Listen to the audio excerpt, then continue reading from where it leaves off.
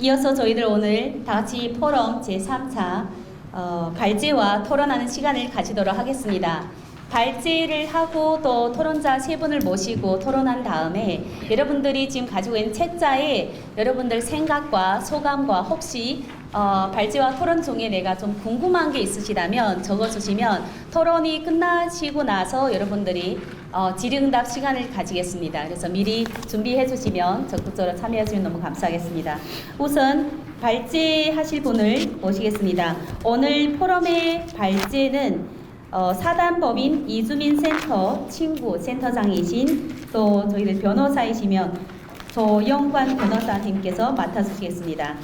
조영관 변호사님은 오랫동안 이주 노동자 권익보호와 노동 현장의 안전 문제에 대해서 깊이 천착해 오셨으며 특히 최근에 화성 RSL 참사에 같은 빅적인 사건을 통해서 이주 노동자의 노동권 보장과 안전이 얼마나 중요한지에 대해서 경종을 울리게 계십니다. 그래서 오늘은 사업장 안전을 지키기 위한 노동조합 활동의 필요성이란 주제를 가지고 발제를 해주시겠습니다. 그래서 발제는 단순히 이론적인 논의를 넘어서 저희 현장의 이주 노동자들이 직면하고 있는 현실적인 문제들을 다룰 예정입니다. 그럼 저희들 이제 구체적인 방안도 제시해 줄 거라 믿습니다. 그럼 큰 박수로 조영관 변호사님을 발제를 모시겠습니다.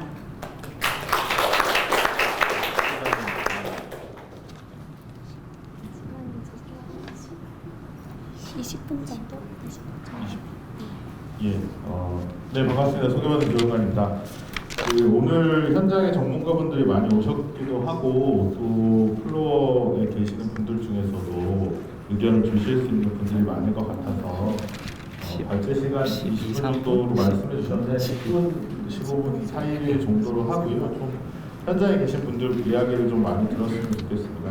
어쨌든 제가 오늘 발제를 통해서 좀 제안드리고 싶은 것은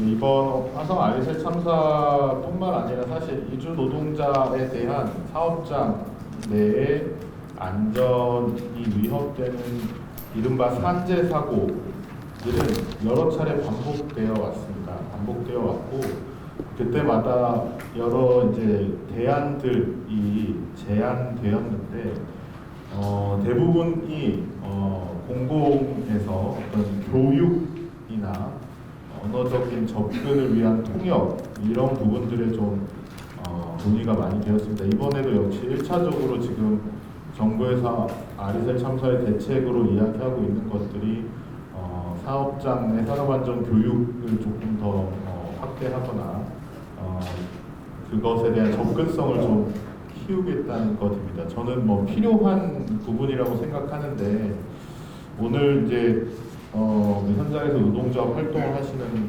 활동가분들을 포함해서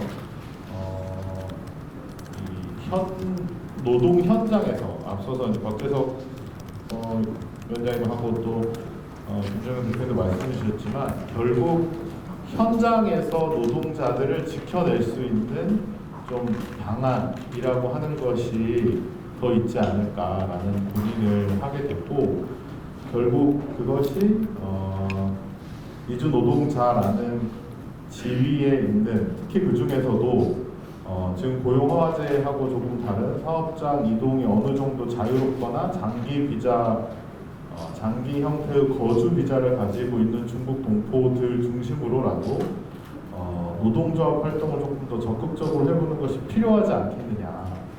결국 사업장 내에서 노동자가 위험을 맞닥뜨렸을 때 스스로 그 위험에 맞서서 뭔가의 조치나 행동을 하기는 쉽지 않고 같은 조직된 집단이라는 노동조합 활동이 필요한데 여러 조건에서 특히 동포들 중심으로라도 조금 더 적극적으로 노동조합 활동을 해보는 것이 어떻겠느냐라는 내용을 제안드리기 위함입니다.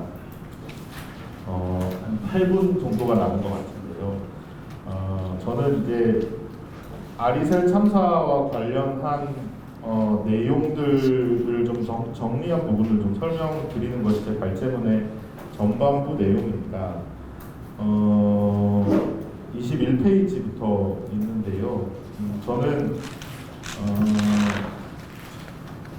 이 이 사건과 관련해서 중요한 지점들이 21페이지 두 번째 문단에 정리를 해보았는데, 어쨌든 총 31명의 인명피해, 물론 이제 경상자가 조금 증가하고 있습니다. 사후적으로 신고된 부분들을 포함하면 이제 사망과 중상자 그리고 경상자를 포함해서 32명, 33명 이렇게 집계 되는 통계들도 있는데요. 어쨌든 그 중에 사망하신 분이 23명, 그리고 18명이 외국 국적 이주 노동자였고, 그중 5명의 한국 국적자 중에서도 1명은 귀한 이주 노동자였습니다. 그리고 비율로만 놓고 보면 사망자의 75%가 한 사고 현장에서 사망한 노동자의 75%가 이주 노동자라는 점에서 단일 사건 중에 이주 노동자 사망 비율이 가장 높은 사건입니다.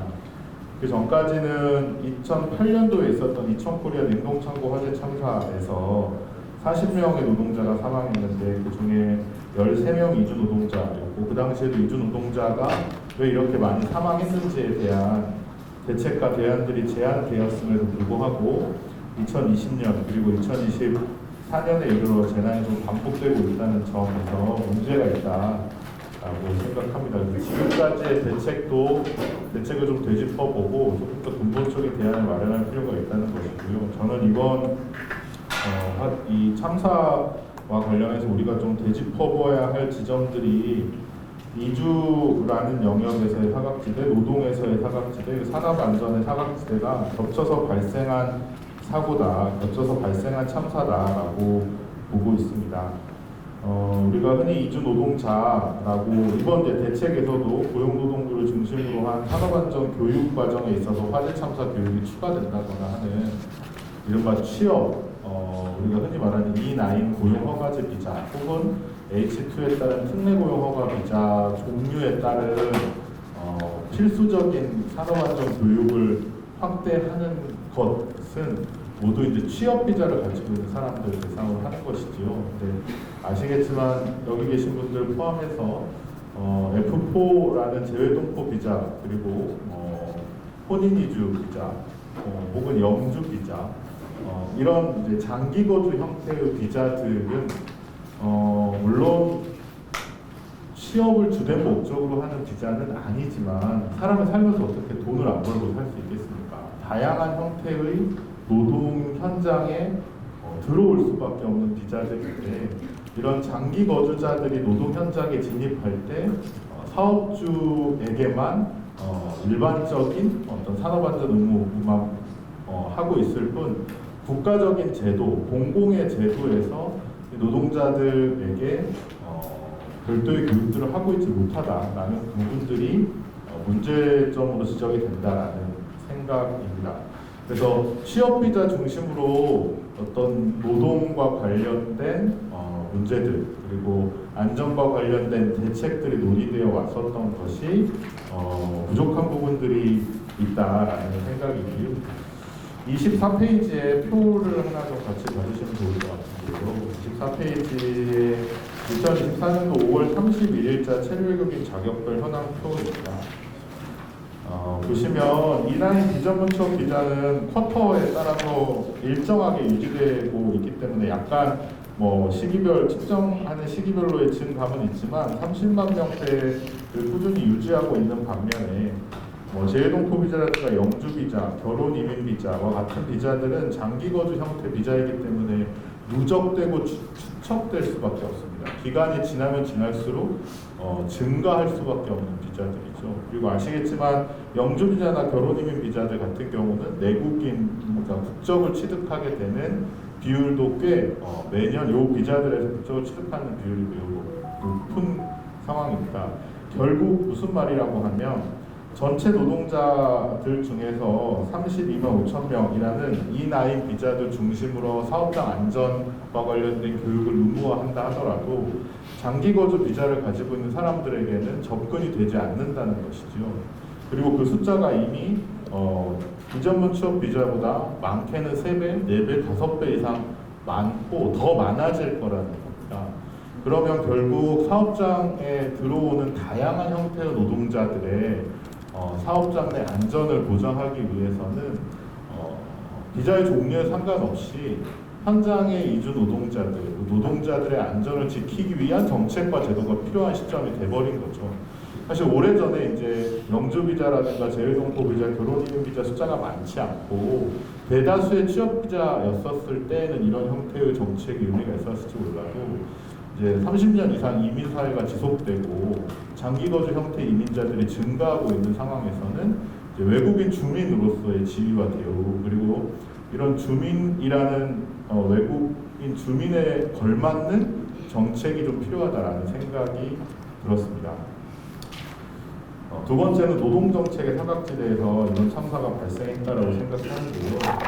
노동정책에 있어서 가장 큰 문제는 비정규직화, 외주화입니다.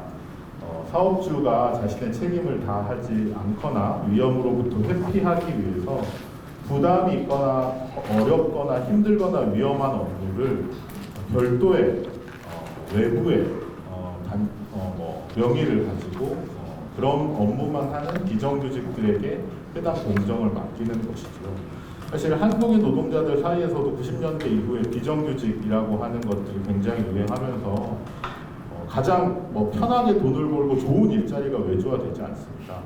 어렵고 힘들고 위험하고 하기 싫은 일자리들, 위험한 일자리들이 비정규직에 넘겨지기 때문에 이거를 위험의 외주화라고 불렀습니다. 사업장 내에 가장 위험한 일들은 그 사업장에 일하는 정규직 노동자들이 하지 않고 외부에 있는 인력사무소에서 오는 비정규직 노동자들이 한다. 그런데 이것이 이번 아리셀 참사를 통해서 제조업 현장에서는 이 위험한 업무가 외주화되는 것을 넘어서 이제 위험한 업무들이 이주 노동자들에게 전가되는 이주화 현상이 발생하고 있다. 그래서 위험의 이주화가 이번 참사를 통해서 확인이 되었다라는 것입니다. 저는 노동 현장에서 이런 위험한 업무의 외주화를 막아내지 못한다면, 현재 사실 우리 법에서는 위험한 업무들을 도급 주거나 하청을 주거나 하지 못하도록 하고 있음에도 불구하고 이번 아리셀 참사에서 같이 실질적인 제조 공정에서 수사 결과 조사에 따르면 메이셀을 통해서 아리셀 공장에 갔었던 대부분의 이주 노동자들은 현장에서 건전지를 제조하는 것부터 포장까지 모든 공정을 했었다라는 거거든요. 이처럼 이렇게 노동 현장이 외주한 인력들에게 채워지는 것을 막지 못한다면 이번 참사는 또다시 발생할 수밖에 없다라는 생각이 들었고, 제가 이 발제문 쓰고 나서 이제 최근에 다른 토론회 자리에서 이야기를 하다가 좀 고민이 들었던 것인데, 또 하나 중요한 것은 이 이주 노동의 노동 정책과 관련해서요. 그런 이제 질문을 하시는 분이 계셨거든요. 왜 재외동포 비자 그리고 혼인 이주 비자를 가진 외국인들이 이렇게 안 좋은 일자리에 갈 수밖에 없었는지에 대한 고민이 필요하다라는 것입니다. 그러니까 실제 우리는 장기 거주 외국인 주민들에게 어떠한 취업과 관련된 정보와 역량과 제도를 적용하고 있느냐. 그게 없기 때문에 결국 이 사람들의 생계를 위해서 가장 쉽게 찾을 수 있고 접근할 수 있는 일자리들이 그냥 하루 일당을 주는 안 좋은 일자리일 수밖에 없는 겁니다. 그렇다고 하면 이런 아리셀과 같이 단기 고용에 따른 제조업 일자리들을 외주화되는 것을 막는 것과 동시에, 그렇다고 하면 일자리들이 없어질 수도 있으니까 거주하는 이주 노동자들, 장기 거주하고 있는 이주 노동자들이 한국 주민들과 비슷하게 자기의 역량을 취업하는 데 쓸 수 있고 취업과 일자리에 대한 정보가 충분하게 제공되고, 그래서 좋은 일자리에 취직하거나 안정적인 일자리, 위험하지 않는 일자리에 취직할 수 있도록 하는 제도가 같이 마련되어야 된다라는 이야기를 해주셨었습니다. 그래서 이 노동의 사각지대는 이 현장에 이주화되고 위험한 업무들을 외국인에게 맡겨지는 것들을 우리 법을 잘 적용하고 감시하고 단속해서 그러지 못하도록 하는 것뿐만 아니라 장기 거주 비자를 가지고 있는 외국인 노동자들이 우리 사회에 오래 살고 있는 외국인 주민들이 자신이 생존을 하기 위해서 일자리가 필요할 때 이렇게 나쁜 일자리만 찾아서 일을 할 수 있는 것이 아니라 필요한 취업 교육과 제도에 대한 접근을 통해서 자기의 생명을 담보로 하지 않는 일자리에 접근할 수 있어야 되는 것도 같이 고민이 필요하다라는 제안을 해주셔서 그 부분도 같이 좀 검토가 필요하다는 생각이 들었습니다. 마지막으로 안전에 대한 사각지대에 대한 이야기를 드리려고 합니다. 사실 이 공장 자체가 가지고 있었던 심각한 문제가 있었습니다. 그래서 저는 이번 수사 결과를 통해서 얼마 전에 이제 대표이사하고 그의 아들이자 실질적인 아리셀의 경영 책임자였던 두 부자가 이제 함께 구속이 됐는데 그 근거이기도 합니다. 실제 이 아리셀이라고 하는 업체는 어떠한 안전 조치를 하지 않는 사업장이었습니다. 실제 군대에 납품하는 리튬 전지를 만들었던 리튬 건전지를 만들었던 회사인데 이 리튬 건전지를 만들었던 회사가 전국적으로 4개 정도 있습니다. 그리고 실제 그 중에 가장 큰 회사였던 비츠로셀이라는 회사가 2018년에 아리셀과 똑같은 이유로 적재된 건전지가 폭발하는 이유로 이제 인명 피해는 없었지만 건물 3개 동이 전소되는 일이 발생합니다. 그래서 실제 이 시점에 아리셀이 원래는 이제 전신이었던 에스코넥이 방사청과 계약을 통해서 이 업체가 이제 공장을 새로 지어야 되니까 물량의 공백이 생겼을 때 그때서부터 이제 아리셀을 설립하고 이 용역 입찰에 들어온 것인데요. 그렇다고 하면 그 공장은 화재가 났던 같은 동종 업계에서 화재가 났던 문제를 파악하고 그것에 따른 시설과 설비를 보완하는 조치를 당연히 해야 됩니다. 그 일을 했던 쉽게 말해서 똑같은 떡볶이집이 있는데 옆집에서 불이 났으면 떡볶이집을 하는 사람은 옆집에서 왜 불이 났는지를 보고 우리 업장에서 불이 안 나도록 공장을 만들어야 되는 거잖아요. 근데 아리셀은 그러한 조치를 하지 않았습니다. 예를 들어서 비츠로셀 같은 경우는 제가 그 뒤에 사진 몇 가지를 조금 더 넣어주었는데요. 이번 이제 아리셀 폭파의 근본적 원인이 됐었던 것 중에 하나가 이 건전지는 안에 이제 철판으로 된 코일을 집어넣고 전해이라고 이제 금속과 반응을 일으키는 물질을 집어넣으면 얘네들이 이제 반응을 일으켜가지고 배터리가 충전이 됩니다. 일회용 건전지는 100%까지 충전을 시킨 다음에 출고를 하기 때문에 이렇게 전액을 넣고 숙성을 시키는 과정이 필요한데 이걸 에이징이라고 합니다. 실제 아리셀 참사도 그렇게 에이징이 되어 있었던 건전지가 폭발하면서 함께 쌓여있던 건전지가 같이 폭발한 것인데 비츠로셀 같은 경우는 에이징 숙성 공정을 할 때 보시는 것처럼 철판 트레이를 각 층마다 분리해서 건전지를 쌓아두고 건전지를 적재하는 곳도 콘크리트로 분리되게 새롭게 공장을 지었습니다. 그리고 포장 전 단계에 이렇게 하고 포장을 바로 하지도 않았고요. 포장을 한 이후에는 각 컨테이너별로 분리돼서 보관해서 혹시 그 안에서 화재가 발생하더라도 그 안에서 소화가 가능하게 되어 있었던 것이죠. 28페이지 맨 위에 있는 그림이고요. 근데 하지만 아리셀은 그러한 조치를 전혀 하지 않았습니다. 그 이유는 엄청난 물량을 소화하기 위해서 불량한 물건들이 발견되더라도 그냥 그거를 무시한 채 계속 출고를 하려고 했었던 것이고 실제 이 사고가 발생하기 이틀 전에 같은 사람이 만들었던 공정에서 만들었던 배터리가 폭발한 사고가 있었습니다. 배터리 하나가 폭발했었던 것인데요. 그 배터리 하나가 폭발했으면 같은 사람이 만들었기 때문에 그 공정에서 제작된 배터리들을 검수하는 것이 맞는데 그렇게 하지 않았습니다. 그거 그대로 가져다가 쌓아놓고 출고를 준비하고 있었고 그렇게 쌓아놨던 데서 폭발이 발생한 거거든요. 이런 것처럼 그 사업장 자체가 제대로 안전관리가 되지 못했던 문제들이 있는데 여기서 이주 노동자들과 정주 노동자들처럼 사업장 내 다른 사람들이 이 생존과 죽음의 갈림길에 서게 됐습니다. 29페이지 상황을 보면 처음에 그 배터리 팩에서 폭발 연기가 나고 농연이란 짙은 연기로 이제 사업장 내 모든 것들을 확인하지 못하고 폭발을 하는데 약 42초에서 CCTV에 따르면 45초 정도의 차이가 있었습니다. 이 45초 동안 정규직 노동자들은 전체 노동자의 90% 가까운 87% 정도가 대피를 하였습니다.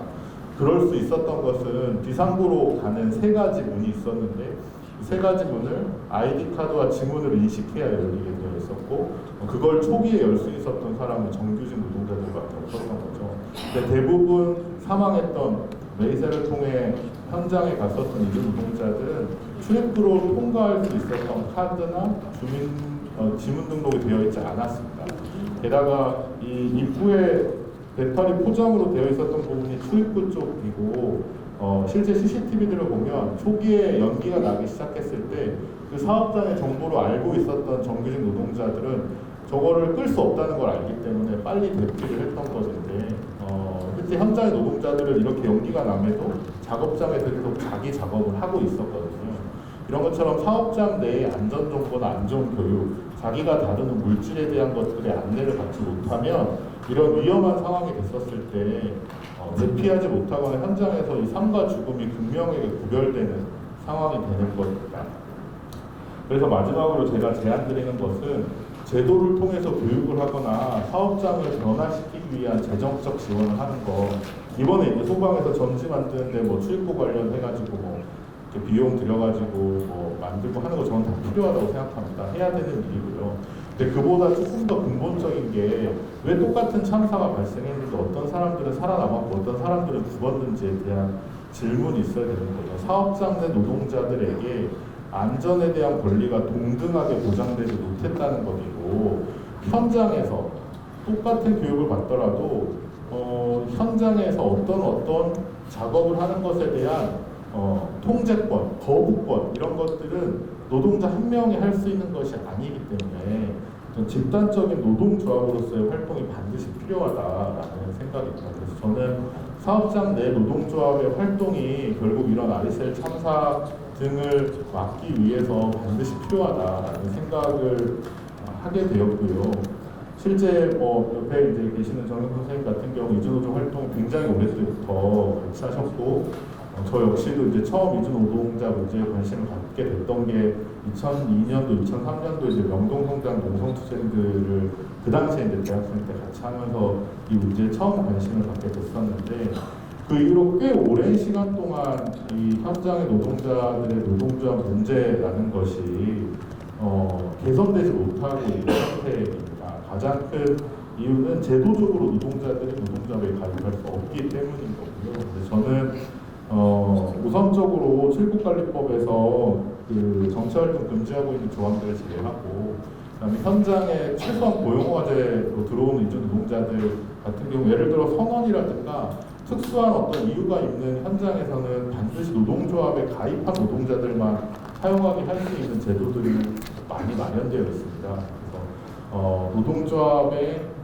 가입한 노동자들이 조금 더 적극적으로 현장에 많아질 수 있도록 하는 제도적인 개선의 노력이 좀 필요하다라는 제안 한 가지고 그리고 필요하다면 유니언샵 같은 경우를 특정 산재가 많이 발생하는 제조업 영역에서는 강제할 필요도 있다라는 생각이 들었고요. 다만 이 현장에 지금 유주노동자들이 일하고 있는 현장이 노조가 없거나 노조를 만들기도 어려운 영세한 사업장들이 많기 때문에 일반 노조 형태로 혹은 지역별 노조 형태로 노동자들을 조직하고 모일 수 있도록 하는 것이 좀 필요하다라는 생각이 들었습니다. 제도적인 부분들을 뿐만 아니라 이제 마지막으로 인식에 대한 변화도 좀 필요하다라는 생각입니다. 그런 측면에서 저는 동포 노동자들 중심으로 노동조합에 대한 어떤 가입 그리고 활동 이런 것들이 조금 더 많이 확산됐으면 좋겠다. 그리고 기존에 이제 활동하고 있는 사업별, 기업별 노조, 지역 일반 노조 혹은 이제 이주 노조에서도 조금 더 적극적으로 이런 이제 이주 노동자 노동조합원들을 같은 동료 노동자로 인정하고 받아들이고 활동하는 모습들이 좀 늘어나야 저는 이런 사각지대가 중첩되어 발생하는 참사를 현장에서 막을 수 있다라는 생각이 들었습니다. 조금 길어졌는데 이렇게 결제 마치도록 하겠습니다.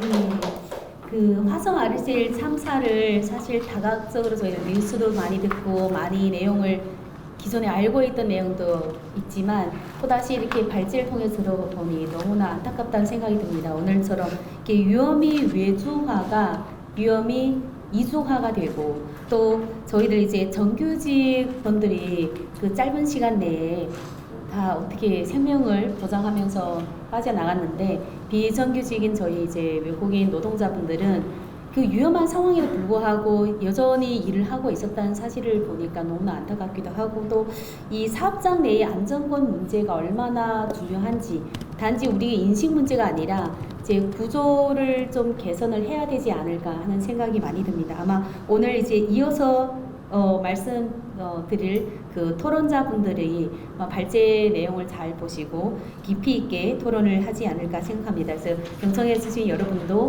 고민을 많이 하시고 좀 이따 질의응답 시간에 하시길 바라겠습니다. 발제를 해주신 조영관 변호사님께 다시 한번 큰 박수를 보내드리겠습니다.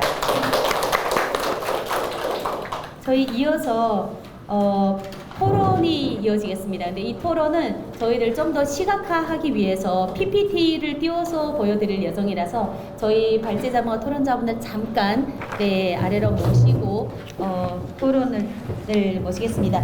첫 번째 토론할 분은 이주노조 활동가로 오래 활동하시신 정영석 활동가 부인이십니다. 그래서 주제를 가지실까요? 그래서 주제는 이주 노동자 노동원과 노동조합 활동입니다. 그러면 방금도 저희들 조윤관 변호사님께서 말씀하셨지만 이주 노동조합이 얼마나 중요한지에 대해서 한번 알아보는 시간을 가지도록 하겠습니다. 큰 박수로 모시겠습니다. 네, 안녕하세요. 이주 노동자 노동조합과 이주 노동자 선진연대에서 활동하고 있는 정영석이라고 합니다. 반갑습니다. 오늘 다 같이 포럼 제목이 동포 노동자와 이주노조 연대 접점을 찾아서인데요. 이주노조는 그냥 노동조합이라고 생각해 주시면 되겠습니다. 그래서 오늘 동포 노동자와 노동조합의 연대 접점 이런 것을 한번 생각해 보면 가지면 좋을 것 같은데요. 네, 감사합니다. 사실은 이주 노동자들이 쭉 이제 함께 해왔던 그런 활동들인데요. 노동자는 국적과 민족과 인종에 관계없이 전 세계적으로 하나다라는 어떤 방향과 이념이 있고요. 또 각 나라에서 그 나라 소속 노동자든 아니면은 다른 나라에서 와서 일하는 노동자든 같이 권익을 찾아 나가는 활동들을 많이 하고 있습니다. 예를 들어서 우리가 코로나 시기에 이렇게 누구는 주고 누구는 안 주는 재난지원금 문제가 있었을 때 이때에도 많은 연대 활동을 해가지고 성과도 있었기도 했고요. 그 다음에 이제 이렇게 아리셀 지금 화재 참사 문제에 있어서도 유가족 분들 지원하는 활동을 노동조합들이 지금 많이 하고 있는 상황입니다. 그래서 오늘은 노동자들의 어떤 권리와 노동조합 활동에 대해서 말씀드리겠습니다. 노동자는 다 아시겠지만 직업의 종류는 관계없죠. 내가 간병 일을 하든 가사 노동을 하든 제조 공장에서 일하든 농촌에서 일을 하든 배를 타든 다 돈을 벌기 위해서 일을 하는 사람들입니다. 그분들이 다 이제 노동자들이고요. 그래서 그 행위를 시키는 고용하는 사람이 이제 사업주들인데요. 그렇게 국적과 인종, 피부색에 상관없이 권리가 있다는 것이 유엔도 그렇고 국제노동기구도 그렇고 이렇게 국제법적으로도 당연히 보장되는 권리이고 한국 내에서도 헌법과 노동법이 다 보장하는 이제 권리입니다. 그게 잘 실현이 안 돼서 종이 위에만 존재하는 권리일지라도 어쨌든 그렇게 보장은 되고 있다. 그래서 우리가 무슨 권리가 있느냐? 일단 기본적인 3권이라고 합니다. 법적으로는 단결할 수 있다. 단체를 만들 수 있다는 거예요. 그래서 노동조합을 만들 수 있다는 것이 제일 중요한 거고요.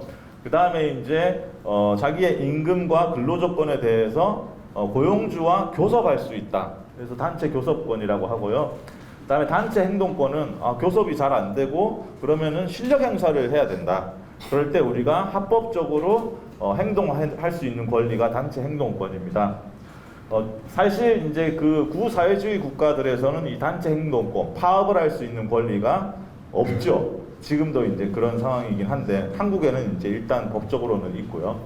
그리고 그 외에 여러 가지 권리를 보면은 우리가 이제 임금에 대한 권리, 노동조건 개선 권리, 쉴 권리, 편안하게 쉴 권리, 그 다음에 안전하게 일할 권리, 그 다음에 건강에 대한 권리, 주거에 대한 권리, 직업을 선택하고 변경할 어떤 자유에 대한 권리, 그 다음에 이제 내가 원하지 않는 노동, 강제 노동에서 보호받을 권리, 또 폭언, 폭행 뭐 당하지 않을 권리, 당연히 이거는 뭐 보장이 돼야 되는 거죠. 그 다음에 여성 노동자로서의 권리나 모성 보호의 권리가 있고요. 또 특이하게 이주 노동자는 멀리 떨어져서 다른 나라에서 일을 하기 때문에 국제적으로 가족을 결합할 수 있는 권리가 또 국제협약에서는 보장이 되고 있습니다. 그래서 우리 헌법에서도 이제 보장이 되고 있는데 이게 이제 노동조합 및 노동관계 조정법이라는 흔히 노동조합법이라고 하는데요. 거기에도 이제 헌법에 따라서 구체화되어 있는 게 이 단결권, 단체 교섭권 및 단체 행동권을 보장하여 뭘 하기 위해서 노동조합이 존재하냐 하면은 근로조건을 유지하고 개선하기 위해서, 그 다음에 경제적, 사회적 지위의 향상을 도모하고 노동관계를 조정하여 뭐 노동쟁의를 예방해 어쩌고저쩌고 돼 있는데, 어쨌든 뒤에는 이제 산업평화와 국민경제발전 이렇게 되어 있지만 그 과정에서 근로조건 유지 개선과 경제적, 사회적 지위 향상을 도모하는 것을 보장하고 있는 것입니다. 그래서 노동조합이라고 하는 것은 사실 합법적으로 유일하게 내 임금과 노동조건을 협상하고 행동할 수 있는 조직이라고 할 수 있는 거죠. 법으로 보장을 해주는 것이죠. 그래서 이제 많은 이주 노동자들이 노동조합 하면은 무서워해요. 불안해하고. 저기 가입하면은 뭔가 불이익을 받지 않을까.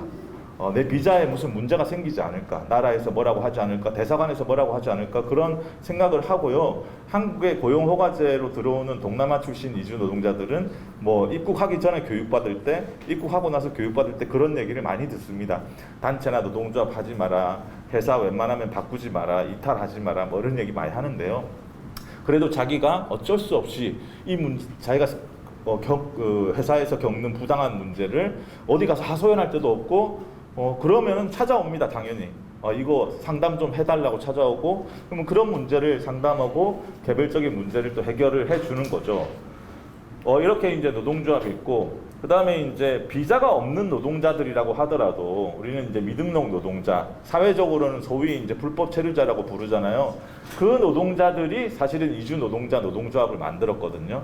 그때는 노동부에 설립 신고를 못했어요. 안 받아줘가지고. 그렇지만 법적인 소송을 통해서 2015년에 비자가 없는 노동자들이라고 해도 근로관계에서의 이익은 보장받아야 한다. 그런 취지로 대법원에서 이제 설립 신고를 이제 합법화 해준 거죠. 그래서 2015년에 설립 필증을 받았습니다. 그런데 이제 노조 가입률이 한국 노동자 2천만 명 중에 한국노총하고 민주노총 두 군데 합쳐서 이제 13% 정도 돼요. 그 다음에 이제 이주 노동자는 그러면은 지금 260만 이주민이 한국에 있는데 그 중에 일하는 노동자들 130만 명 정도라고 이제 추산이 되는데 노조 가입률은 0.3% 밖에 안 되는 그런 상황인 거죠. 너무 미미한 거죠. 그래서 뭐 국적별 취업자를 보더라도 작년에 92만 명이 이제 취업을 하고 있는데요. 여기에 이제 미등록 42만 명까지 합치면 이제 130만 명 정도 이제 되는 그런 상황입니다. 저희 이주 노동자 노동조합은 주로 이제 동남아 출신 이주 노동자들이 만들었는데요. 옛날에 90년대에 산업연수생 제도, 요거는 노동자로 인정받지 못하는 제도였어요. 연수생, 그러니까 문제가 많았죠. 그리고 이제 여러 가지 이제 뭐 개선하기 위한 뭐 투쟁이나 농성이 있었고요. 2003년 사전에 특히 이제 강제 단속 주방이 엄청나게 벌어졌을 때 그때 동포 노동자들도 기독교 100주년 기념관 거기에서 농성했었죠, 그때. 그래서 이제 그 결과로 2005년에 설립이 되었습니다. 그리고 이제 뭐 많은 사람들이 이제 추방되기도 하고 우여곡절을 겪고 힘든 상황을 거쳐서 아까 말씀드렸듯이 2015년에 이제 합법화가 된 상황이고요. 지금은 뭐 이런 이제 투쟁의 과정들을 역사적으로 많이 이제 겪었습니다. 이때는 94년에 이제 경실련 강당에서 뭐 산재 보상 못 받은 노동자들이 모여가지고 이제 이렇게 농성을 해서 산재 보상을 받아낸 사건이고요. 요거는 95년에 이제 네팔 산업 연수생들이 명동 성당에서 농성하던 거고요. 요거는 이제 2003년, 4년 이제 명동 성당에서 강제 단속 주방에 맞서서 농성하던 거고요. 그래서 이제 이런 위원장, 부위원장 이런 사람들이 이제 비자가 없다는 이유로 많이 이제 추방을 당했어요. 그런 아픔을 딛고 지금까지 이어져 와서 이때 이제 2015년에 이렇게 설립 필증을 받았습니다. 이주노조는 국적 비자에 상관없이 모든 이주 노동자의 노동 기본권을 보장하고 노동 조건을 개선하고 사회 경제적 지위 향상을 위한 목적이 있고요. 현재 이제 잘못된 제도라고 비판받는 고용허가제 등 여러 이주 노동자 권리를 제한하는 제도들을 근본적으로 바꾸자. 그래서 사업장 이동의 자유도 보장하고 노동권, 인권을 보장하자. 안전한 노동과 건강권 등등을 목적으로 하고 있습니다. 그 다음에 이제 강제 단속 주방에 반대하고요. 미등록 노동자라도 체류를 보장해 달라. 그리고 사회적으로 지금 문제가 큰 인종차별을 철폐하고 평등한 권리를 보장하자. 그리고 국적에 관계없이 한국인 노동자든 이주 노동자든 단결하고 연대하자, 이런 취지를 가지고 있습니다. 그래서 일상적인 노동상담, 제일 많은 거는 역시 사업장 변경하고 임금체불하고 뭐 산재 이런 거죠. 그래서 임금체불 문제만 해도 지금 그 한국 노동자들에 비해서 외국인 노동자가 임금체불 발생 비율이 한 2배 이상 높아요. 그래서 사업주들이 외국인이라고 쉽게 돈을 떼먹는 그게 있고요.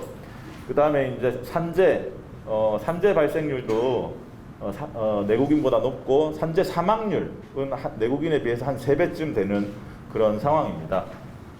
그 다음에 이제 자기 권리가 뭔지 알아야 뭐라도 할 수 있잖아요. 그래서 교육하는 활동 이런 거 많이 합니다. 그래서 노동법 교육도 하고 권리 교육도 하고요. 그 다음에 이제 각 지역에 이주 노동자들이 많은 지역을 찾아다니면서 지역별로 교육과 집회 등을 하고요. 또 여러 이주민 단체, 지원 단체들과 함께 이주민 이슈에 대해서 뭐 집회나 캠페인, 연대 활동을 합니다. 최근에는 외국인 가사 노동자들 최저임금을 주지 말자 이렇게 막 정치인들이 얘기하고 있잖아요.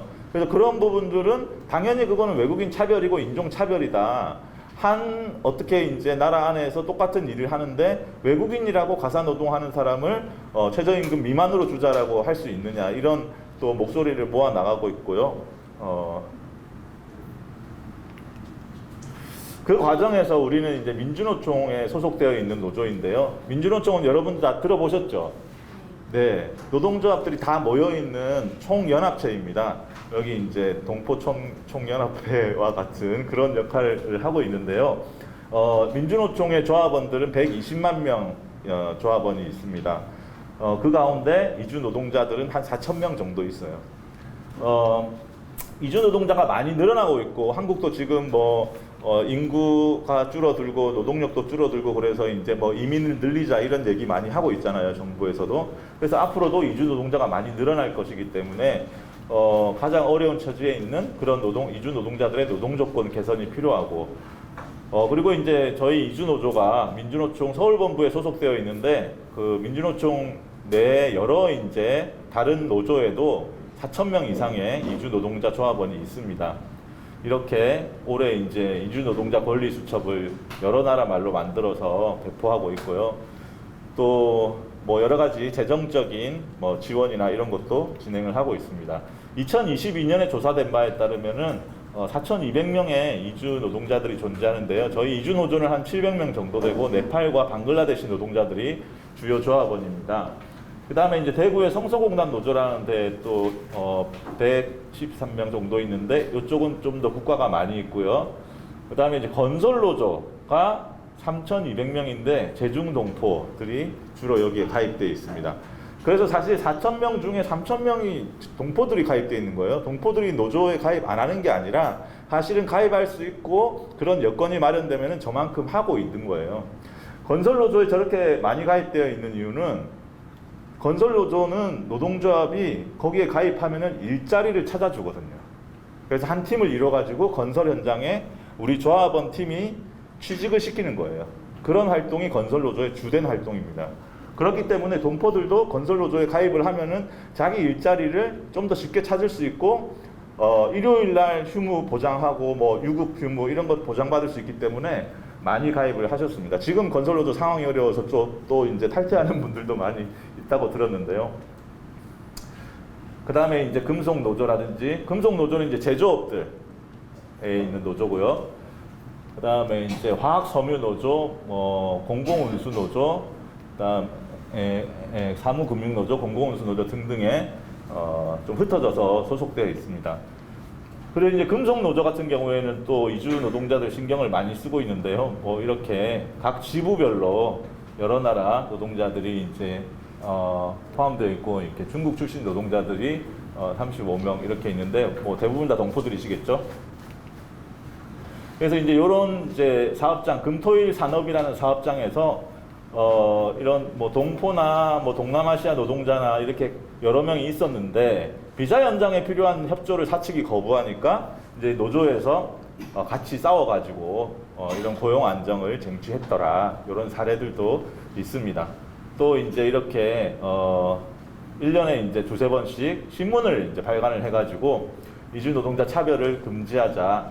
그리고 이제 이주 노동자 처우를 개선하자. 이런 거를 금속 산업 사용자 협회와 이제 교섭을 해가지고 올해에도 이제 그런 내용으로 협약을 지금 이제 타결을 하고 있습니다.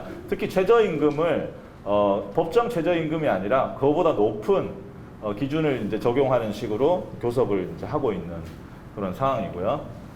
그리고 이제 민주노총 내뿐만 아니라 다양하게 다양한 형태의 이주 노동자들이 이제 늘어나고 있는데요. 이렇게 학교 식당에서 일하는 분들의 중에도 이렇게 캄보디아 노동자, 중국 출신 노동자 있고, 또 뭐 카자흐스탄 출신의 다문화 언어 강사 노동자가 이런 파업 대회에 참가하시기도 하고, 이런 분들이 이제 계속 늘어나고 있는 상황입니다.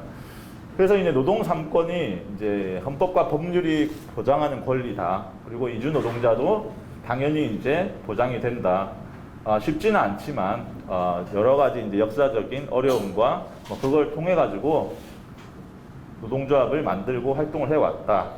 아직도 대부분의 이주 노동자들 그리고 동포들이 권리의 사각지대에 놓여 있다. 그래서 이제 노동조합에 어디라도 이주 노조가 아니라도 자기가 일하고 있는 업종의 관련 노조에 가입할 수 있습니다. 예를 들어서 내가 건설 현장에서 일을 하고 있다. 그럼 건설 노조에 가입하면 돼요. 최소한의 그래도 권리를 보호받을 수 있는 거죠. 무슨 문제가 생겼을 때. 그 다음에 내가 병원에서 일을 하고 있다. 그럼 병원 관련 노조에 가입을 할 수 있습니다.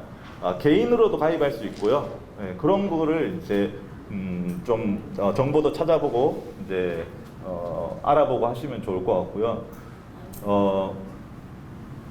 끝으로 이제 영상이 있는데요. 영상 잠깐 시간이 좀 1분만. 네.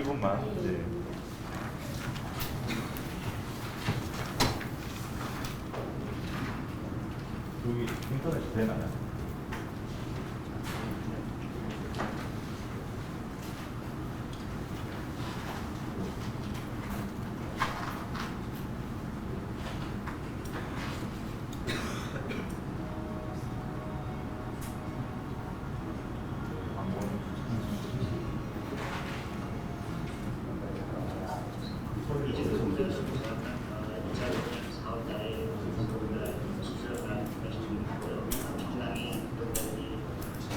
미전노동자합법과 또 노동하는 정치를 요구하는 저 380일 동안 이렇게 하시고 교통의 관련만이 노동자라도 노조 활동을 할 수 있다라는 관계를 인정받았습니다. 그리고 투쟁합법과 향하는 대로 내용도 하고 되어 있습니다. 네, 이제 중국 동포분이 이제 나오시는데요.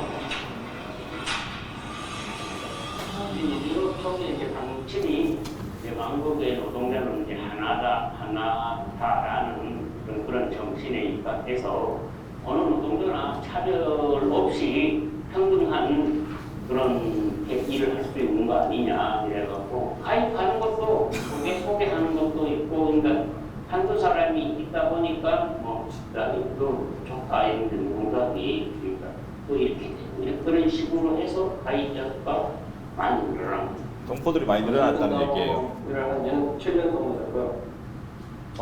가입은 저는 친구 소개로 들어왔는데, 그때는 사업을 하면 원가도 그렇고 회사에서 주는 건 그대로 가보니까, 그리고 일요일로 일요일로 빨간 날 일요일도 있다고 그래가지고 가입했습니다. 네, 여기까지 하겠습니다. 감사합니다.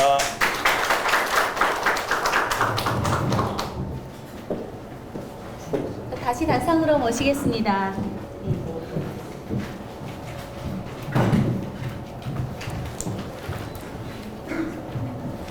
방금 아마 영상으로 보시다시피 생각보다도 이수노동조합에 비록 인원수는 적지만 4,200명 정도 노동노총에 가입되었는데 사실 3,200명 거의 75% 되는 사람이 저희도 동포 이수 노동자라니까 또 희망이 보입니다.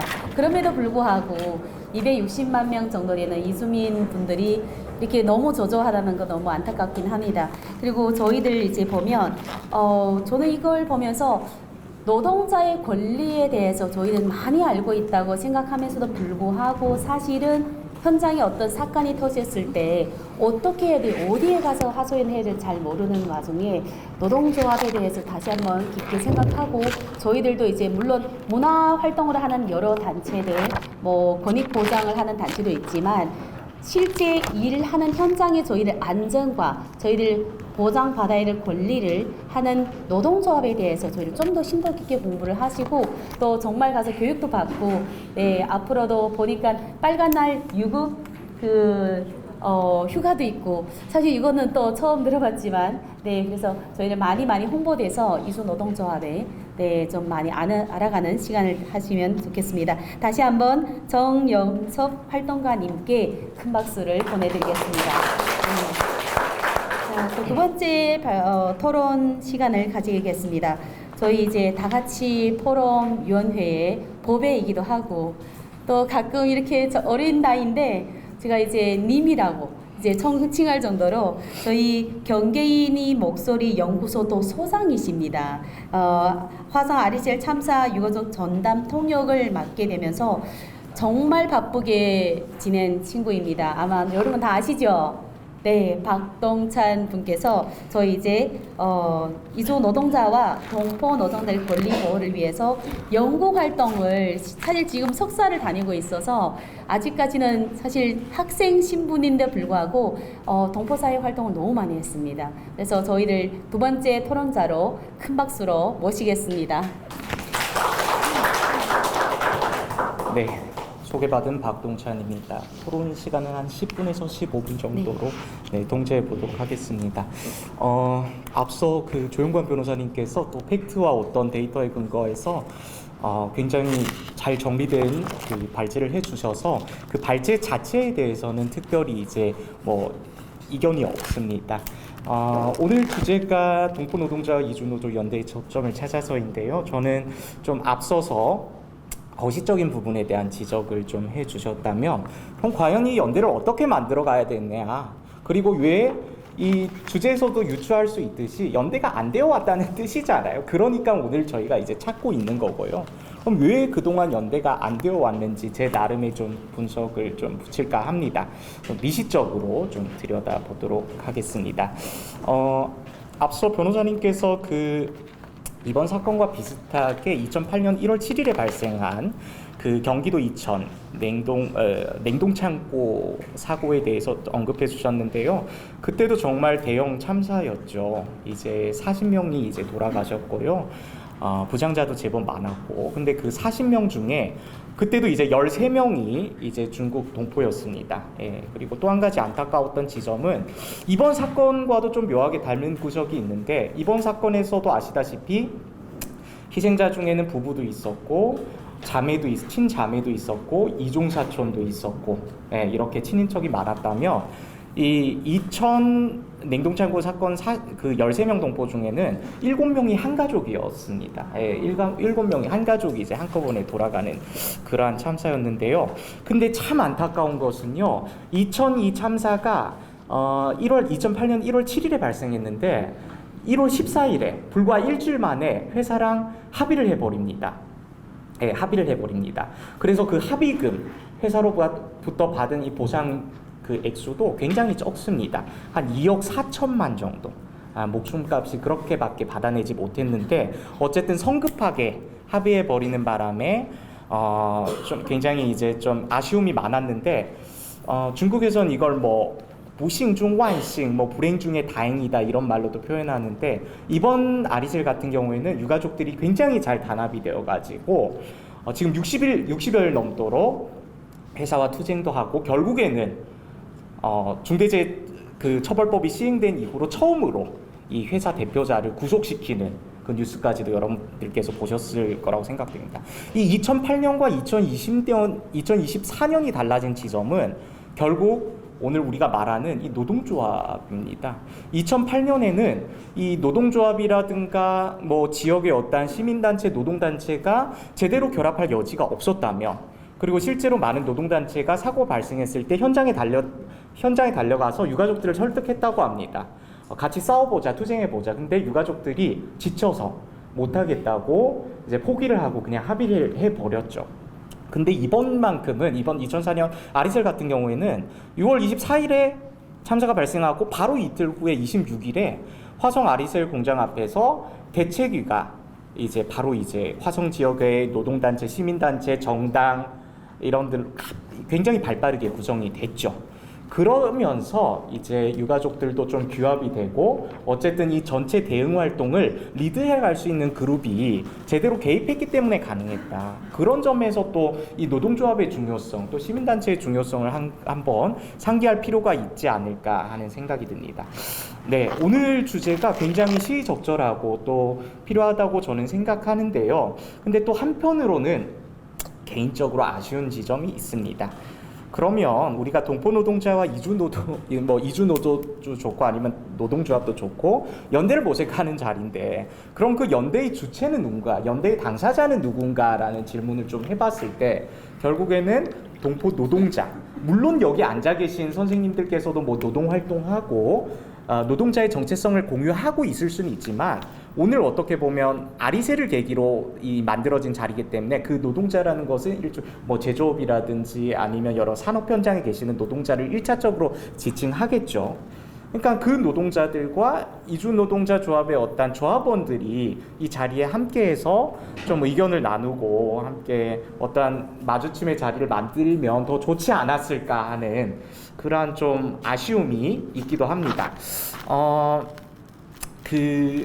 사실 제가 지적하고 싶은 부분은 이주인권 운동도 좋고 이 사회운동도 좋고 그동안 이 공론장을 주도해온 사람들이 누구인가의 문제입니다. 이 발화권을 누가 가지고 있는가. 근데 특별히 동포 문제도 그렇고 이주인권 문제도 그렇고 동포 당사자들의 목소리가 별로 보이지가 않는다는 게 좀 아쉬워요. 동포 노동자들이 나와서 그 열악한 노동 환경이라든지 이런 것들도 증언하고 했으면 좋았을 텐데 아직까지는 그런 목소리들이, 당사자들의 목소리가 부족하다는 지점에서 조금 아쉬움이 있습니다. 물론 이게 뭐 당사자성을 제가 뭐 강조한다고 해서 꼭 이 사회운동이라는 게 꼭 아니면 꼭 이 동포운동이라는 게 당사자만 참여할 수 있다. 이주민과 비이주민을 이분법적으로 가르겠다는 건 아니고요. 오히려 개인적으로 그냥 당사자 활동가들이 좀 더 많아졌으면 하는 그러한 바람을 같이 전하고 싶습니다. 그럼 여기에 더해서 그 동포 노동자가 그러면 왜 노동조합을 외면해 왔을까? 뭐 정영석 선생님께서 이제 뭐 3,200명, 4,000명 정도가 이제 가입되어 있다고도 하셨는데 아직 전체적인 어떠한 모집단에 비하면 굉장히 수적으로 그 퍼센테이지는 낮은 편이잖아요. 아시다시피 250만 이주민 중에 절대 다수는 노동자이고 그 250만 이주민 중에서도 또 절대 다수는 동포들이지 않습니까? 근데 그 노동조합에 가입되거나 조직된 퍼센테이지를 따지면 아직까지는 너무 미미하다는 생각이 드는데, 저는 아래와 같이 다음과 같이 좀 몇 가지로 한번 정리해 볼까 합니다. 우선 이건 사실 제가 아리셀 현장에 여러 번 결합하면서 동포들이 어쨌든 지금 17분이잖아요. 한 분까지 포함하면 뭐 18명인데 그분들의 유가족을 만나면서 그분들의 발화라든지 행동에서 좀 유추해낸 어떠한 분석이라는 점을 좀 말씀드립니다. 그러니까 첫 번째는요, 그 중국 동포들은 아직까지 노동자로서 뭔가 권리를 쟁취하겠다는 것보다는 일종의 동포로서 한국에서 인정을 받아야 되겠다고 하는 인정투쟁을 수행하고 있다는 생각이 듭니다. 왜냐하면 아리셀 유가족들이 지금 집회에서 매일같이 발언도 하시고 또 뭐 자신들의 피해를 주장하시는데 유독 이런 표현들이 많이 나옵니다. 우리 동포다, 한민족이다, 독립운동의 후손들이다, 그리고 우리 세금 꼬박꼬박 낸다, 범죄한 사실 없다. 그러니까 노동자, 이 한국의 어떠한 전반적인 노동 환경의 문제, 열악한 노동 인권에 대한 지적보다는 동포로서의 그 서러움이 아직 너무 큰 거예요. 그래서 이 피해를 아직까지도 이 아리셀 사건이 제대로 해결이 지지부진하고 해결이 안 되는 이유는 우리가 동포이기 때문에 그럴 수 있겠다라는 의식이 아직까지는 좀 기저에 깔려 있는 것 같습니다. 그게 첫 번째 생각이고요. 두 번째 같은 경우에는 이거 첫 번째 분석이랑 좀 비슷한 부분인데요. 기성세대 중국 동포 사이에서는 동포 정체성이 노동자 정체성을 이제 압도하고 있습니다.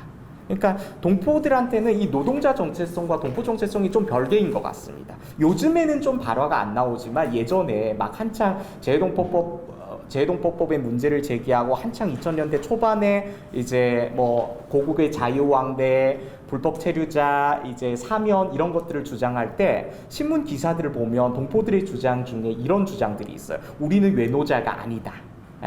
우리는 외국인 노동자가 아니다. 사실 지금 생각해보면 조금 굉장히 이렇게 차별적인, 사실은 결국에는 외국인이고 한국에 들어와서 노동을 하는 입장임에도 불구하고 그런 발화가 선생님들 머리 끄덕끄덕 하시는 거 보는데 선생님들도 한 번쯤 들으셨을 거예요. 한 번쯤 말씀도 하셨을 것 같고 우리는 외노자가 아니야. 우리는 동포로 대접해달라. 그런 의식이 아직 좀 깔려 있는 것 같습니다. 그래서 근데 이게 요즘 세대에 들어서는 또 좀 달라졌습니다. 왜냐하면 요즘 세대 동포들 보면 스스로를 가리켜서 동포라고 하는 청년들이 별로 없거든요.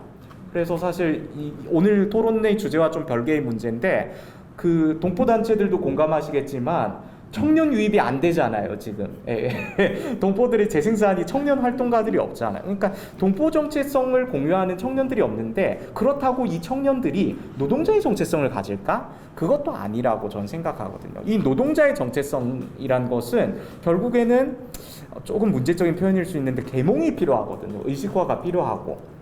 내가 노동조합이 내게 정말 필요하다, 노동운동이 필요하다, 또 노동권을 스스로 쟁취해야 되겠다는 이런 의식화 과정이 있어야 되는데 이 중국의 어떤 특수한 정황상, 국정상 이게 중국에는 아시다시피 노동조합도 없잖아요. 물론 공회라는 것, 공회라는 건 있지만 그게 한국의 노동조합이랑은 완전히 이제 다른 성격을 가지고 있는 조직이잖아요. 그러니까 그런 이제 의식화 과정이 없다 보니까 이 동포 청년들조차도 이 노동자로서의 정체성이 굉장히 빈약하다.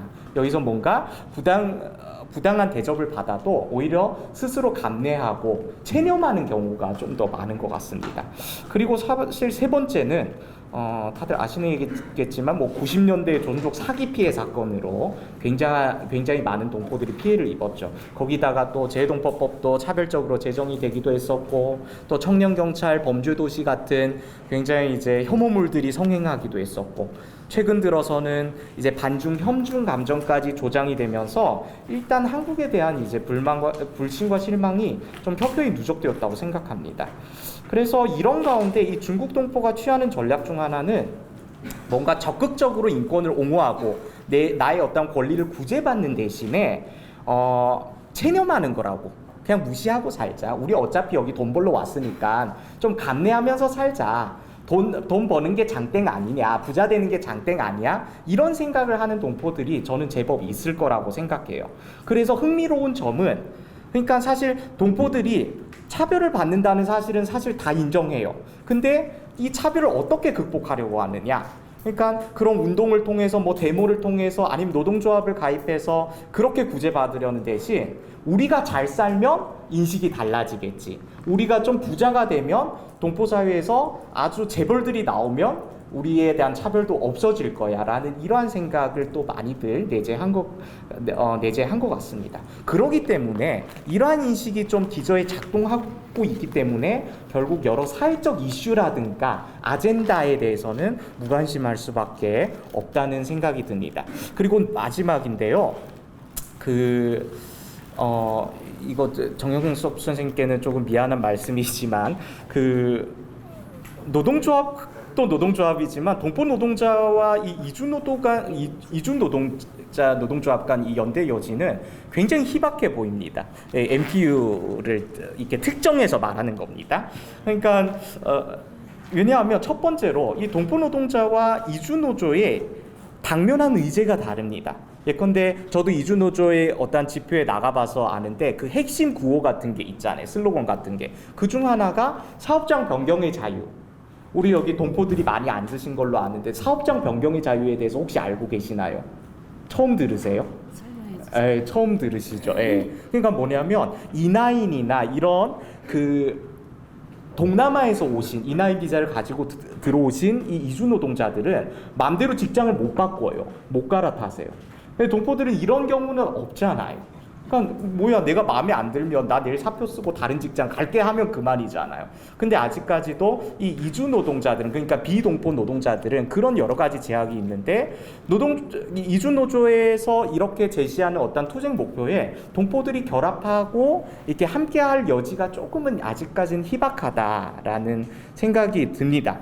그리고 또 한 가지 아까 이주 노조의 어떤 태동에 대해서 역사적으로 설명해 주셨는데 저는 그 명동성당이라든지 이주 노동자들이 쇠사슬을 자신의 몸에 칭칭 감고 투쟁해온 역사가 분명히 역사적인 의의가 크다고 생각하는데 2024년 이 시점에서 이주 노조 MTU의 모델이 아직까지 유효한가라는 근본적인 어떠한 질문을 제기할 필요도 있다고 생각합니다.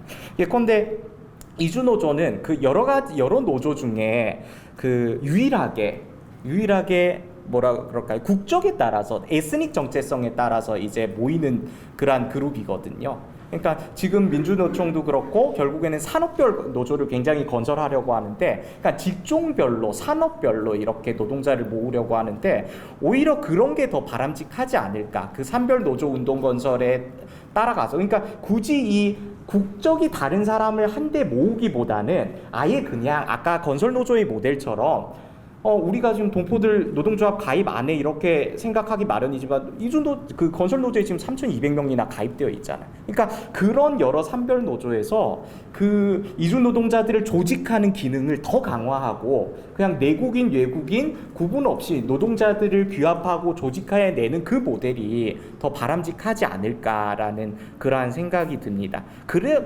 그래야말로 이제 사실 내국인 외국인 노동자가 이렇게 따로 분리되고 단절되는 대신에 그렇게 일상적으로 접점을 많이 만들어야 서로에 대한 이해가 더 많이 증진되지 않을까 하는 그러한 생각이 들어서 이 지점을 좀 말씀드렸습니다. 하지만 이건 결국에는 제 개인적인 어떤 이상향이기도 합니다. 이상과 현실 사이의 간극을 사실 무시할 수 없죠. 근데 하지만 저는 또 한편으로 이 아리셀 참사 대응 현장에서 함께하면서 뭔가 희망의 실마리를 찾은 것 같습니다. 저는 이 동포 노동자들이 흩어지지 않고 60여일 동안 이렇게 씩씩하게 싸워나가고 대책위와 함께 같이 투쟁을 한다는 자체가 전례가 없는 일이었거든요. 전례가 없는 일. 내국인 노동자들도 이런 경우는 굉장히 드물었거든요. 그래서 현장에 여러 대형 중대재해 참사의 유가족들이 찾아와서 위로의 말씀도 건네고 이렇게 연대의 말씀도 건넸는데 우리도 그때 함께 유가족 협의회를 구성하지 못한 게 너무 아쉽다. 그런 말씀을 많이 전했는데 이 동포들이 이 60여일을 지나면서 투사가 되어 있더라고요. 그리고 또 한 가지는 오히려 이분들이 요즘에 구사하는 언어가 조금씩 변화하고 달라지고 있습니다. 예컨대 초창기에는 어떠한 그 울분과 어떠한 고통 속에서 스스로 이제 동포라는 표현을 더 많이 했다며 우리 세금 꼬박꼬박 내요, 동포예요, 한민족 후손이에요, 그렇게 대하면 안 돼요, 우리 다 여기서 어렵게 한국 사회에 경제기여 많이 했어요, 이런 표현을 많이 했다면 이제는 같이 싸우는 이 한국인 노동자들을 동지로 칭하기도 하고, 이제는 단순히 동포만의 문제가 아니라 한국 사회의 이러한 산재를 이젠 뿌리 뽑자. 우리 자녀들과 같은 이러한 비극은 재현돼서는 안 된다. 이렇게 거시적인 구호를 내걸고 지금 싸우고 있다는 말씀 전합니다. 그래서 마지막 한마디로 정리하자면 결국 연대는 제가 봤을 때 만남에서 시작되고, 일단 이렇게 만날 수 있는 자리가 많이 필요해 보고요. 우리라는 경험, 우리라는 이 바운더리는 함께 투쟁하는 경험을 통해서 확장될 수 있다고 저는 생각합니다. 네, 이상으로 마치겠습니다. 주제가 연대의 초점은 찾는 게 아니라 만드는 것이다. 이 만드는 것이 어떻게 만들까 했는데 결국 만남이었군요. 이렇게 현장 목소리를 정말 60일 동안 그 화성 아리셀 사건이 터지면서 하는 내내 통역으로서 아마 제가 생각할 때 엄청나게 정이 많은 걸 알고 있어 눈물도 굉장히 많이 흘리지 않았을까. 전 페이스북 볼 때마다 오늘은 또 뭐 때문에 저렇게 힘들었을까 너무 안타까운데, 정말 청년들이 그렇게 적게 유입되는 불구하고 박동찬 그 소장이죠, 이렇게 열심히 뛰어난 청년을 보면서 너무 희망이 있고 너무 리얼하게 또 저희를 막 지적을 해줬습니다. 인정 투쟁을 잘 많이 하고 있고 노동자 투쟁을 하고 있지 않다. 사실 교수, 저는 대학교에서 이제 재직하고 있는데 대학교도 교수 협의회가 있어요. 근데 안타깝게도 외국인 교수님들은 그 교수 협의회에 참여하고 굉장히 저조합니다. 이게 노동자뿐만 아니에요. 이게 한국에 나와 살고 있는 외국 신분을 가지고 있는, 외국 국적을 가지고 있는 그 지식, 어떻게 보면 지식인들도 마찬가지로 이게 계몽이 필요하지 않을까. 그래서 오늘 저희 굉장히 어린 20대 친구의 말 들으면서 약간 찔리는 게 있습니다. 저희 이제 동포뿐만 아니라 외국 국적을 가지고 있는 모든 분들이 사실 어떻게 보면 저희들도 이게 다 노동자죠. 계몽이 굉장히 많이 필요하고 이런 자리에서 많이 교육도 받고 많이 반성하고 그래야 되지 않을까 하는 생각이 듭니다. 다시 한번 큰 박수로 저희 이제 청년 박동찬님께 보여드리겠습니다. 자, 이제 마지막 토론자를 모시겠습니다. 사단법인 CK 여성위원회 회장이시면서 화성 아리셀 참사에 저희 이제 중국 동포 단체 연합의 공동대책위원회 공동위원장님이십니다.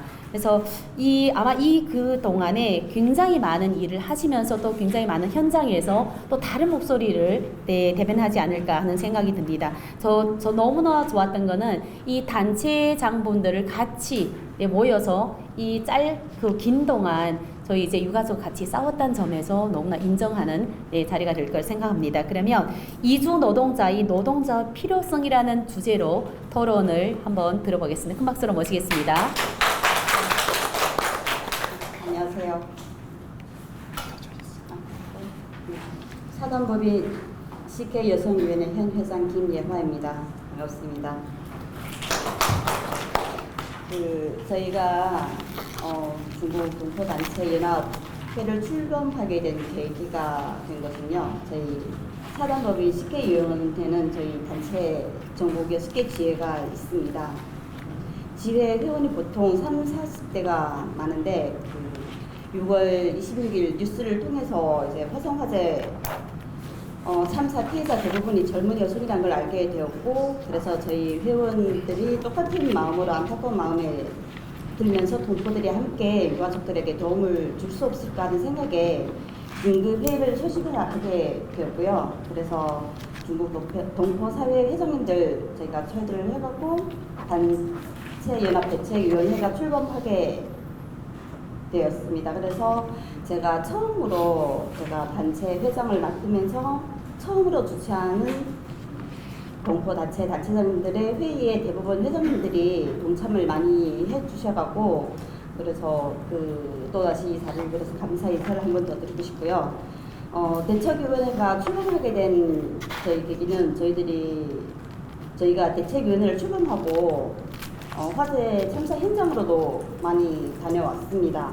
참사 현장에는 그야말로 또 참사가 일어날 것 같은 분위기였고요. 유가족들은 참사의 일처를 어떻게 대처할지 몰라서 수백 개의 단체나 노조, 변호사, 대행 기자들이나 몰려들어서 아수라장이 되었거든요. 그래서 저희는 대책위원회를 유가족들과 매일 소통하면서 공동 성명서를 발표하고 대림동에 분향소를 설치하게 되었습니다.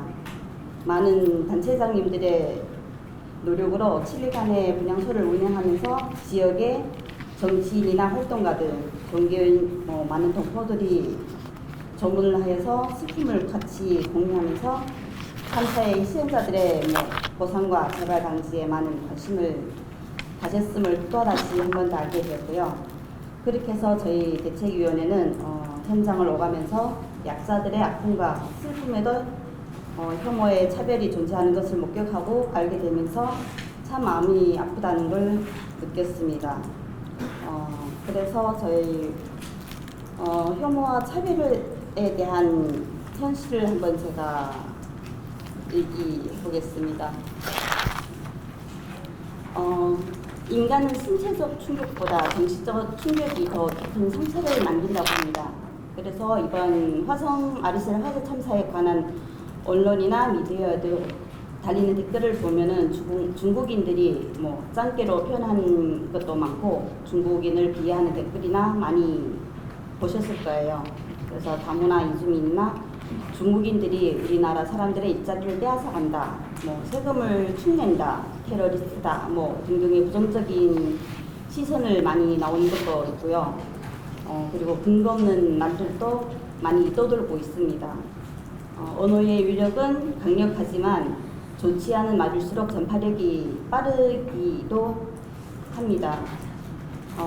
이런 큰 사건이 터질 때마다 중국 동포들이나 이주민들은 사회활동에서 많이 침묵을 하고 있고 대중교통을 이용을 해도 눈치를 많이 보고 다니거든요.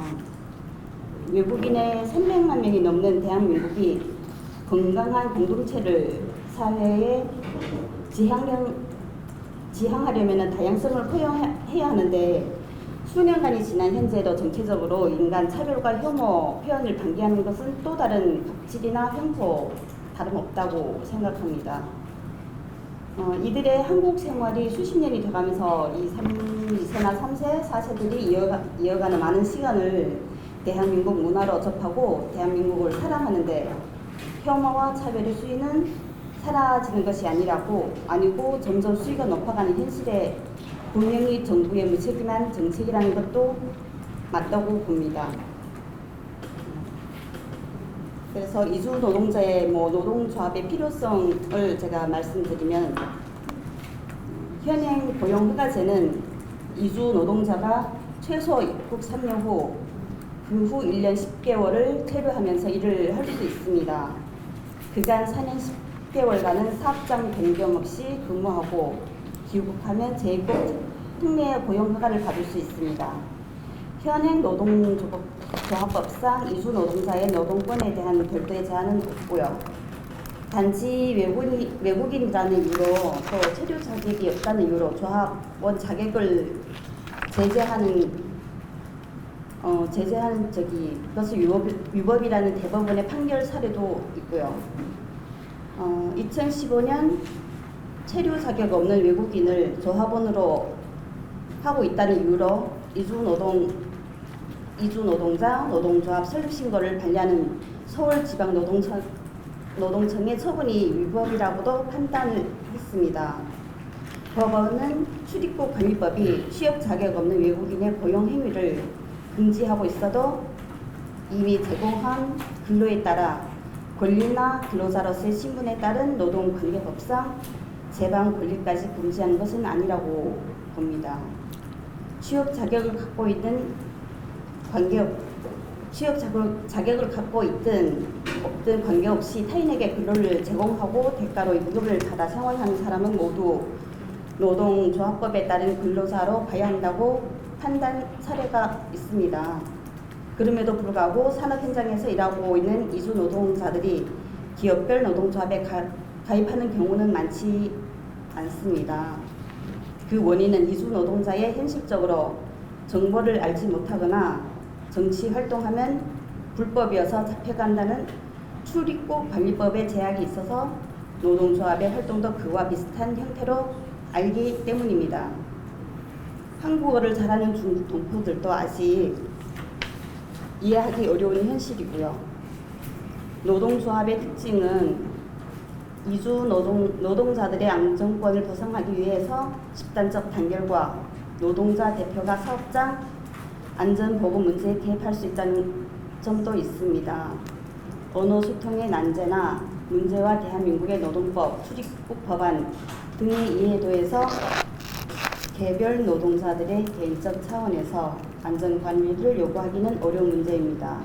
때문에 노동자들은 노동조합 결성을 통하여 안전보건 분야에서 노동자들의 안전권과 생명을 지키기 위한 활동을 자유롭게 할 수 있어 노동조합은 꼭 필요한 부분이라고 생각합니다.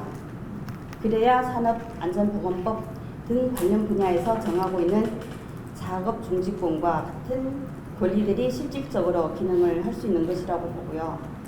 노동조합의 특별한 기능 구축 처리, 사회적 재분배인데요. 현 정부는 노동조합에 대해 대화의 상대로 인정하지 않고 있고 이주민 노동조합이라는 필요성에 대해서는 더욱더 반응이 없습니다. 그러나 이주민 노동조합을 결성하게 되면 더 많은 이주민들의 집단을 행동할 수 있어 힘이 생기게 되고 더 발전되는 산업 현장에서 생명의 안전권을 지킬 수 있을 것입니다.